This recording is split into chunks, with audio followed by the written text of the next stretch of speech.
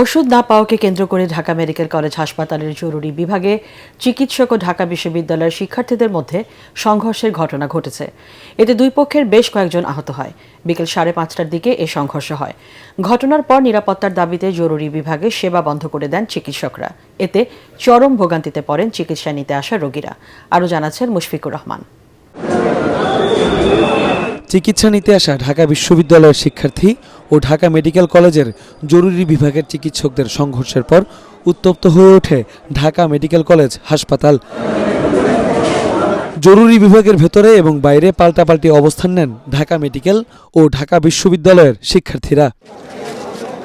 চিকিৎসকের লেখা ঔষধ ফার্মেসিতে খুঁজে না পেয়ে কথা কাটাকাটির এক পর্যায়ে বিশ্ববিদ্যালয়ের শিক্ষার্থীরা চিকিৎসকদের ওপর চড়াও হন বলে দাবি ঢাকা মেডিকেল কলেজের শিক্ষার্থীদের। যখন ওষুধ পাওয়া যায়নি ওরা 10-12 জনকে ডেকে নিয়ে আসছে যে তোরা কি এত ওষুধ লিখছিস যেটা পাওয়া যায় না পাওয়া গেলে তো আমাদের দোষ নেই।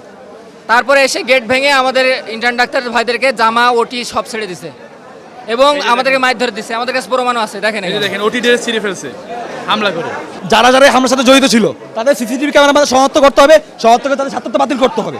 তাদের আইনের ছাত্রত্ব বাতিল করে আমাদের চিকিৎসকদের নিরাপত্তা নিশ্চিত না হওয়া পর্যন্ত এই মেডিকেল সেবা বন্ধ থাকবে। এদিকে শিক্ষার্থীদের ওপর চিকিৎসকরা হামলা করেন বলে পাল্টা অভিযোগ করেছে ঢাকা বিশ্ববিদ্যালয়ের শিক্ষার্থীরা। ডাক্তার ওষুধ চেঞ্জ না করে ওনার সাথে তর্ক শুরু করে, কথা কাটাকাটির এক পর্যায়ে ডাক্তার ওনার উপর হাত তোলে এবং যেই লাঠিতে হাত তোলে লাঠিটাও আমাদের কাছে আসে আর কি। তারপর তৎক্ষণাৎ আমরা কয়েকজন হল থেকে আসি ডাক্তারের সাথে কথা বলি যে আপনি এরকম কেন করলেন, মানে আপনি তো জিনিসটা ঠিকভাবে সমাধান করতে পারতেন, কারোর উপর তো হাত তোলেন, আপনি রাইট রাখেন না। তখন তিনি কী করলেন, আমাদের কয়েকজন ভাইরে ডাক দিলেন, সিনিয়ররা, তাদেরকে ডাক দিয়ে বললেন আপনারা একটু সাইডে আসেন, আপনাদের সাথে কথা বলি। সবার সাথে কথা বলা যাচ্ছে না, তাদেরকে সাইডে নিয়ে যেয়ে মারধর করে। তারপর ওরা আনসার দিয়ে আমাদের উপর হামলা করে লাঠিসোঁটা নিয়ে হামলা করার এক পর্যায়ে আমাদেরকে ওখান থেকে বের করে দিয়ে তারা গেটে তালা মারে রাখে। সংঘর্ষের পরপরই হাসপাতালের ইন্টার্ন চিকিৎসকরা কর্মবিরতির ডাক দেন এবং নিরাপত্তার কারণে জরুরি বিভাগের সেবা বন্ধ করে দেন। এতে চরম ভোগান্তিতে পড়েন রোগীরা। ময়মনসিংহ হসপিটাল ছিল, সেখান থেকে ঢাকা মেডিকেল পড়াইছে। আয়সা দিয়ে এই জায়গায় আন্দোলন চলতেছে, মানে আন্দোলন লাগে গাড়ি এনে ব্রেক করেছে, ব্রেক করে ওনারা বলতেছে এই গেটটা ঢুকান লাগবো। আমাদের রোগীটা খুবই সিরিয়াস, কিডনির সমস্যা, রক্তের সমস্যা, অনেক সমস্যা, মানে 5% রুহুটা আছে, ওখান থেকে এরকম রিপোর্ট দিয়ে দিছে। আর দ্বিতীয়ত অক্সিজেনের জন্য আমরা এই রোগীটা নামাইতে পারতেছি না। এতে দুঃখ প্রকাশ করে ঘটনার সুষ্ঠু তদন্ত করে দোষীদের দৃষ্টান্তমূলক শাস্তির দাবি জানান ঢাকা বিশ্ববিদ্যালয়ের সহকারী প্রক্টর। এই যে বন্ধ হয়ে যাওয়াটা, ইমার্জেন্সি সার্ভিস বন্ধ হয়ে যাওয়াটা, এটা আসলেই দুঃখজনক।